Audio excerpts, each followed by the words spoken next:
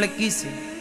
वो प्रेम एक्चुअली उनका यथार्थ प्रेम नहीं है, वो प्रेम केवल चमक को देखकर हुआ है। लड़की सुंदर है, लड़का सुंदर है, एक दूसरे के करीब आए और उन दोनों की जो इच्छाएं हैं, जो वासनाएं हैं, उन वासनाओं को वो पूरी करना चाहते हैं, अपने इच्छाओं को पूरी करना चाहते हैं। तो उन वासनाओं को वो पूरी करने के लिए एक दूसरे से मिलते हैं। अब मिल तो गए, पर वो उस वासना को ढकें कैसे?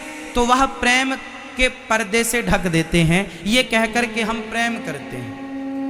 वो प्रेम के पर्दे से अपनी वासनाओं को क्या करते हैं? ढकते हैं।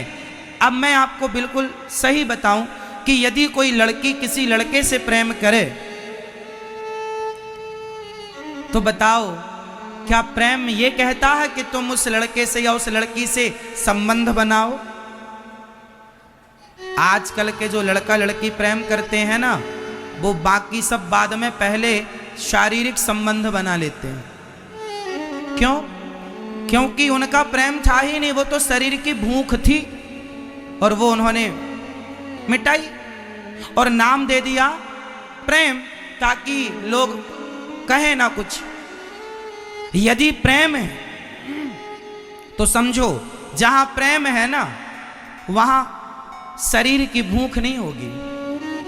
किसी स्त्री को, किसी लड़की को किसी लड़के के शरीर की चाहत हो और किसी लड़के को किसी लड़की के शरीर की इच्छा हो, तो बताओ वहां प्रेम है?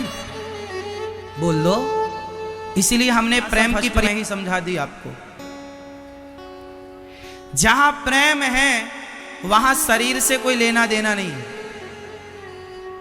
और जहां शरीर से लेना देना है वहां प्रेम नहीं है। तो आज के लड़का लड़की जो अपने माँ बाप को बताए बिना किसी लड़के से शादी कर लेते हैं, भाग जाते हैं। यदि प्रेम था तो भागे क्यों? क्योंकि प्रेम ये थोड़ी कहता तुम भाग जाओ। प्रेम चोर नहीं बनाता। लड़का लड़की चोरी से शादी कर लेते हैं, तो क्या प्रेम तुम्हें चोर बनाता है? क्या प्रेम की परिभाषा यही है कि तुम किसी का हाथ पकड़ के चुपके भाग जाओ? ये प्रेम नहीं है साहब, खुले में ये वासना है। इस वासना को आज के लड़का लड़की ने प्रेम का नाम दिया, इसलिए प्रेम बदनाम हो गया साहब। वरना प्रेम तो गोपियों का है, प्रेम तो भरत जी का है। प्रेम ये सृष्टि किस पर टिकी है? प्रेम पर। सोचो कि आपके पास आपसे प्रेम करने वाला कोई ना हो तो आप कैसे होंगे? आप जी ही नहीं सकते बिना प्रेम के। बोलो, एक बात बताएं, छोटा सा बच्चा जो 2 महीने का होता है ना, वो भी प्रेम को फील करता है। बोलो हाँ या ना? महसूस का है। आप उसे ना प्यार से पुचकारिए, हंसेगा, आपको देखेगा टुकुर टुकुर, और जरा डांट दीजिए ना, वो रोने लग जाएगा। मतलब वो जरा सा 2 महीने का है, वो भी जान रहा है कि प्रेम क्या है और डांट डपट क्या होती है। हाँ या ना? सोचो कि वो 2 महीने का बच्चा प्रेम समझता है और यह कॉलेज पढ़ने वाले लड़का लड़की प्रेम की परिभाषा ना जान पाए। कहते हैं हम प्यार करते हैं, प्रेम करते ना तो अपनी माँ का दिल ना दुखाते कभी, प्रेम करते तो अपने पिता के छाती पर खंजर ना मारते कभी, उसके विश्वास को तोड़ते नहीं कभी तुम, यदि प्रेम करते तो। इसलिए हमारे शास्त्रों को गलत ढंग से लोगों ने समझा, गलत ढंग से व्याख्या समझी, अपने हिसाब से अर्थ लगा लिए, अपने स्वार्थ के लिए अर्थ लगा लिए। प्रेम तो मीरा का है, प्रेम तो रैदास, रसखान, सूरदास, कबीरदास जी का है। प्रेम तो ऐसा है कि रैदास जी के कठौता में गंगा प्रकट हो जाती है और तब से कहावत हो जाती है कि मन चंगा तो कठौती में गंगा। प्रेम में इतनी ताकत है कि तुम्हारे चमड़े के कठौता में गंगा प्रकट हो जाती है। प्रेम में इतनी ताकत है कि वो भगवान जगत का पालनहार तुम्हारे घर आकर तुम्हारी जूठी बेर खाता है। प्रेम में इतनी ताकत है कि जगत का पालनहार तुम्हारे घर आकर तुम्हारे छिलकों का भोग लगाता है। ये प्रेम है, ये प्रेम है। और आज जो हो रहा है, लड़का लड़की कर रहे हैं कॉलेज स्कूलों में, एक दूसरे से, वो प्रेम नहीं है, सिर्फ वासना।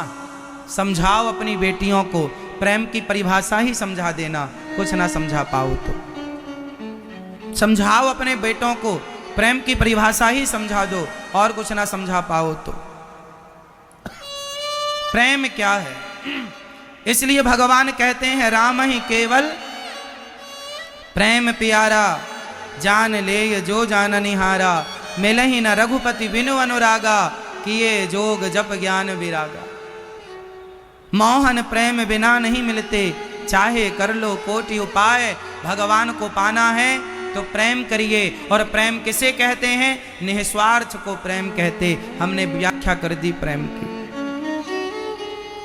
इसलिए आज एक लड़की ने एक लड़के से दोस्ती की, प्यार हो गया। एक लड़की एक लड़के को प्यार हुआ, दोनों एक साथ रहने लग गए, दोनों रिलेशन में रहने लग गए। एक दिन लड़की ने लड़के से कहा चलो अपन शादी कर लेते हैं। समाज में जो हो रहा है वो मैं एक दास्तां रख रहा हूं आपके सामने, सच्ची घटना।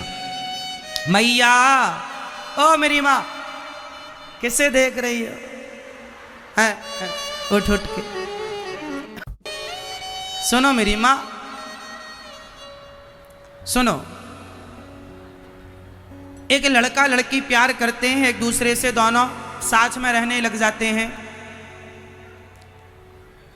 और दोनों रहते हैं। एक दिन लड़की ने लड़के से कहा, जिससे प्यार करती थी उससे कहा चलो अपन शादी कर लेते हैं। लड़के ने कहा क्या कह रही हो, शादी क्यों करें हम? हमारे माता पिता ने शादी कहीं और लगा रखी है हमारी। उस लड़की ने कहा हम तुमसे प्यार करते हैं, क्या तुम हमसे प्यार नहीं करते? हाँ हाँ किया प्यार, पर प्यार जो किया उस प्यार का मूल्य चुका दिया। इतने साथ तुम्हारे संग रहे, तुम्हारी इच्छाएं पूरी कर दी, और क्या, खत्म प्यार। अरे हमने प्यार किया है तुमसे। हाँ, शादी करना चाहते हैं तुमसे। उस लड़की ने जब जिद की कि हम तुमसे प्यार करना चाहते, प्यार किए हैं, शादी करेंगे तुमसे, तुम्हारे सिवा थोड़ी किसी से शादी करेंगे। उस लड़के ने कहा नहीं, अभी तो अपन बच्चे हैं, शादी तो तुम अपनी मर्जी से करना, हम अपनी मर्जी से, वो तो अभी मिल लिए।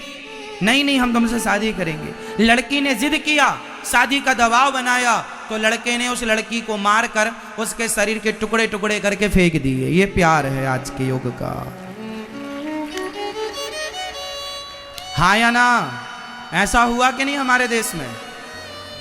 हुआ ना? लड़की ने जब प्यार के बाद शादी का दबाव बनाया, शादी करो, वो करना ही चाहिए। इसलिए कहता हूं शादी के पहले किसी मर्द को, किसी पुरुष को, किसी स्त्री को टच करना अपराध है। हमारी सनातन संस्कृति, हमारे ऋषि मुनि, हमारे बाप दादे बुजुर्गों ने जो नियम बनाया, इसलिए बनाया कि कल को तुम्हारे टुकड़े टुकड़े ना हो जाए, इसलिए बनाए थे ये नियम। लेकिन आज की औलाद इन नियमों को फॉलो नहीं कर गया, सो वापस नहीं आएगा। इसलिए चरित्र को बचाओ। शादी करना अच्छा है, करो ना, जहां माँ बाप चाह रहे, जहां तुम्हारी इच्छा, तुम भी बताओ, अपने माँ बाप को बता दो कि हमें इस लड़के से प्रेम है, इस लड़की से प्यार है, कर लो शादी। माँ बाप की राजी मर्जी होनी चाहिए बस। अरे माँ बाप का क्या तुम पर कोई, आजकल की पढ़ी लिखी बेटियां क्या कहती हैं, पढ़े लिखे बेटे क्या कहते हैं, अरे हम अपना निर्णय स्वयं ले सकते हैं, हम अपना डिसीजन खुद से ले सकते हैं, अब हमें माँ बाप की जरूरत नहीं है। वाह, तुम इतने पढ़े लिख गए, इतने बड़े हो गए कि अब माँ बाप की जरूरत नहीं है। वाह, तुम्हारे जैसा नमक हरामी कोई नहीं होगा फिर।